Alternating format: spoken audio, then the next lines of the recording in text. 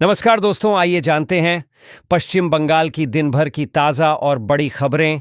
Video को like कीजिए और अगर अभी तक आपने चैनल को सब्सक्राइब नहीं किया है तो जल्दी से सब्सक्राइब कर लीजिए। दिल में काबा, नजर में मदीना।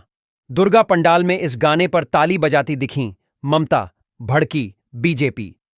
पश्चिम बंगाल की मुख्यमंत्री ममता बनर्जी एक दुर्गा पंडाल में काबा वाले गीत पर ताली बजाती हुई नजर आ रही हैं। उनके इस वायरल वीडियो पर अब भारतीय जनता पार्टी भड़क गई है। भाजपा की तरफ से इस वीडियो के समय और गाने की जगह पर सवाल उठाते हुए इसे हिंदू परंपराओं को कमजोर करने की एक साजिश का हिस्सा बताया गया है। बंगाल चुनाव को लेकर भाजपा ने कसी कमर, झारखंड बीजेपी की मदद से फतेह करेगी मैदान।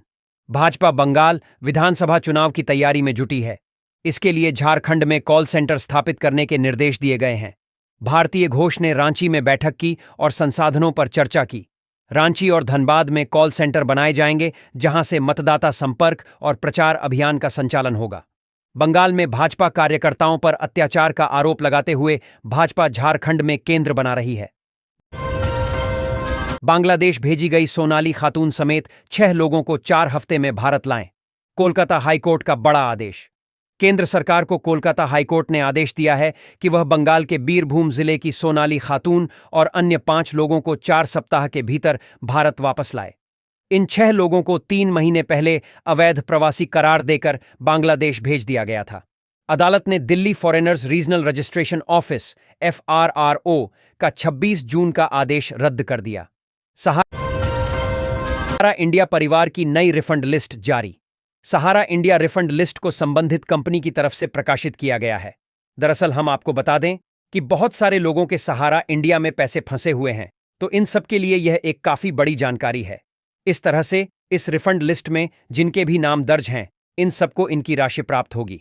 ऐसे में हम आपको बताते चलें कि केंद्र सरकार का लगातार यही प्रयास है कि 2 अक्टूबर को खादी सामान जरूर खरीदें, गर्व से कहें स्वदेशी हैं। मन की बात में पीएम मोदी ने की अपील।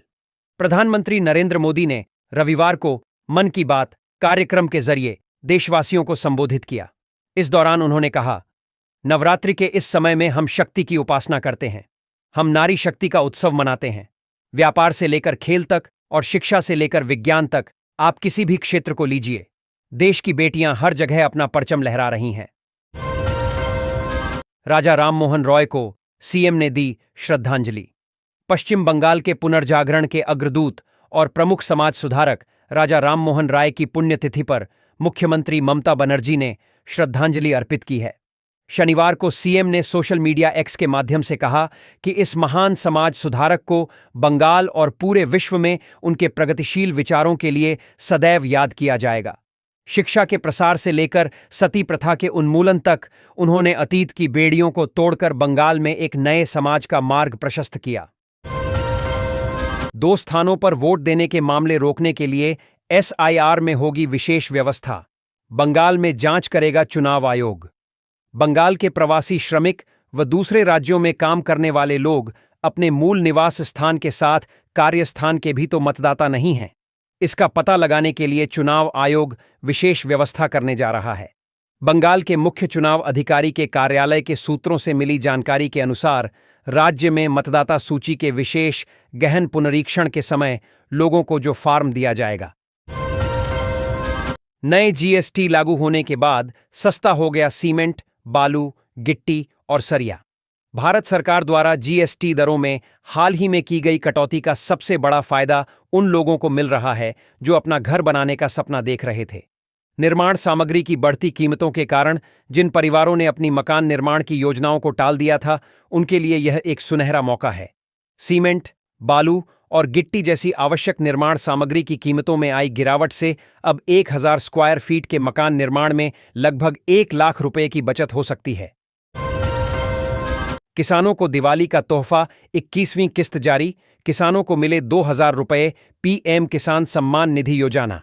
जहां एक और PM किसान सम्मान निधि की 21वीं किस्त का इंतजार देश भर के किसान कर रहे हैं, वहीं प्रधानमंत्री किसान सम्मान निधि योजना की 21वीं किस्त आज शुक्रवार को जारी कर दिया है। बता दें, इस बार किस्त का वितरण केवल पंजाब, हरियाणा और हिमाचल प्रदेश के किसानों के लिए अग्रिम रूप से किया गया है, क्योंकि यह राज्य बाढ़ और भूस्खलन से प्रभावित राज्यों की सूची में शामिल किए गए थे। सुप्रीम कोर्ट में 98 लाख शिक्षकों को पुनर्विचार याचिका पर मिलेगी राहत। सरकार पहुंची सर्वोच्च न्यायालय। देश के लाखों शिक्षकों की नौकरी खतरे में है। सुप्रीम कोर्ट के आदेश के बाद देश भर के शिक्षक टीईटी पास करना अनिवार्य कर देने के फैसले से नाराज है। शिक्षकों ने अदालत में याचिका दाखिल कर 2017 में आरटीई अधिनियम में किए गए संशोधन को रद्द करने की मांग कर रहे हैं। उनका कहना है कि अगर सरकार इस पर ठोस कदम नहीं उठाती है तो वे जंतर मंत्र पर बड़े पैमाने पर विरोध प्रदर्शन करेंगे। छात्रवृत्ति योजना के लिए आवेदन 25 अक्टूबर तक कर सकते हैं अप्लाई। मुख्यमंत्री उच्च शिक्षा प्रोत्साहन छात्रवृत्ति योजना अंतर्गत शिक्षण सत्र 2025 से 26 के लिए आवेदन करने की अंतिम तिथि 25 अक्टूबर है। आदिवासी विकास विभाग के सहायक आयुक्त ने बताया कि छत्तीसगढ़ राज्य के प्रतिभावान निम्न आय वर्ग के विद्यार्थी जो शिक्षण सत्र 2025 से 26 में राष्ट्रीय स्तर के उच्च व्यावसायिक संस्थानों में चयन के बाद प्रवेश प्राप्त करने के लिए तात्कालिक सहायता प्रदान करने मुख्यमंत्री उच्च शिक्षा प्रोत्साहन छात्रवृत्ति योजना संचालित है। राज्य सरकार ने दुर्गा पूजा समितियों को विश्व बांग्ला शारद सम्मान से नवाजा। राज्य सरकार की ओर से विभिन्न श्रेणियों के तहत विभिन्न दुर्गा पूजा समितियों को विश्व बांग्ला शारद सम्मान 2025 से सम्मानित किया जाएगा। शनिवार को राज्य के सूचना व संस्कृति राज्य मंत्री इंद्रनील सेन ने पूजा पंडाल के नामों की घोषणा की। प्रदर्शन पर सौंदर्य और रचनात्मकता को मान्यता देते हुए 24 पूजा पंडालों को सेरार सेरा सर्वश्रेष्ठ में सर्वश्रेष्ठ श्रेणी के तहत पुरस्कार दिया गया। आरटीआई के जवाब से संतुष्ट नहीं होने पर दायर की जा सकती है अपील। धारा 19 आरटीआई अधिनियम का मुख्य आधार है, जो सूचना चाहने वाले के अधिकार की रक्षा के लिए एक मजबूत और समय सीमा में बंधी अपील प्रक्रिया स्थापित करती है। धारा 19 के तहत 2 स्तर पर अपील दायर की जा सकती है। इस संबंध में कलकत्ता हाईकोर्ट के वरिष्ठ अधिवक्ता देवव्रत उपाध्याय ने प्रभात खबर के ऑनलाइन सवालों का जवाब देते हुए कहा कि यदि कोई आवेदक लोक सूचना अधिकारी पीआईओ की प्रतिक्रिया से असंतुष्ट है। अभिषेक बनर्जी का अमित शाह पर हमला। सोनार बांग्ला से पहले 2 लाख करोड़ का बकाया दे केंद्र। कोलकाता तृणमूल कांग्रेस के राष्ट्रीय महासचिव और सांसद अभिषेक बनर्जी ने शुक्रवार को केंद्रीय गृह मंत्री अमित शाह पर तीखा पलटवार किया। उन्होंने भाजपा नीत केंद्र सरकार पर पश्चिम बंगाल को 2 लाख करोड़ रुपए की बकाया राशि रोकने का आरोप लगाया। दरअसल शाह ने कोलकाता में दुर्गा पूजा पंडाल का उद्घाटन करते हुए कहा था कि मां दुर्गा से उन्होंने प्रार्थना की है कि 2026 के विधानसभा चुनाव के बाद राज्य में नई सरकार बने, जो बंगाल को फिर से सोनार बांग्ला स्वर्णिम बंगाल बना सके।